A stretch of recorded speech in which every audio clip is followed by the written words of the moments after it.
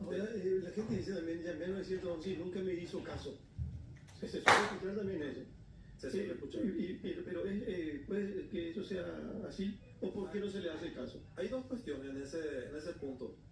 Ahí tenemos muchas quejas, y lo hablo de la sinceridad, especialmente el fin de semana, donde la gente te dice: hey, yo llamo al 911 y esperé 5 o 6 minutos, pero la gente no sabe que tengo 10 puestos de atención, y la cola de espera, nuestro marcador, nosotros tenemos un tablero ahí de indicadores de cómo está el flujo de llamadas. Te indica 50, 40 llamadas que están entrando en forma instantánea, pero al mismo tiempo. Entonces eso genera una cola de espera grandiosa.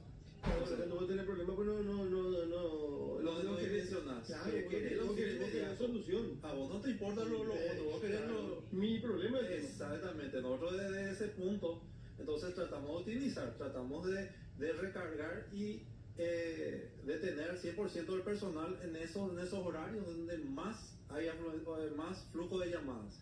Y comisario, sí, una consulta. Usted dijo top 5. ¿Cuáles son, digamos, esos puntos más recurrentes? A nivel general, cierro mes de mayo, nivel general te digo, lidera Polución Sonora.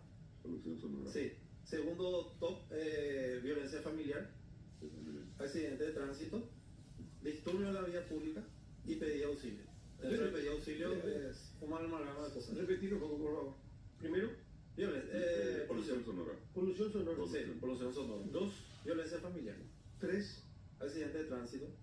4, disturbio de la vía pública. Y después pedido de auxilio. Esos son los 5 más solicitados. Y el disturbio de la vía pública generalmente tiene que ver con la polución sonora, comisario. Sí, hay muchas cuestiones. Claro, generalmente ya va nomás con el tema de que ponen una música fuerte, ya después ya empiezan a tomar, etcétera, etcétera. Sí. Se va agarrado la mano.